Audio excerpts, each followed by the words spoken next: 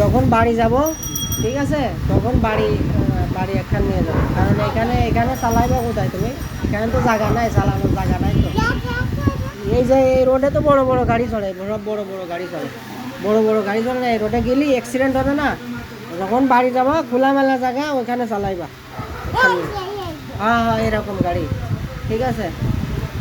খুশি তাইলে? কি খুশি। ঠিক আছে তাইলে। আমরা আসছি এখানে এই যে গ্যারেজে, এই যে আমার এই কাকুর গ্যারেজ, ঠিক আছে।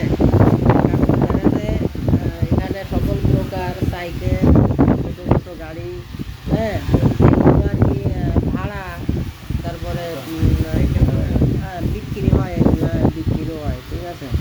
আর এখানে আপনার এই ঠিকানা হচ্ছে বঞ্জারহাট থেকে ভিতরে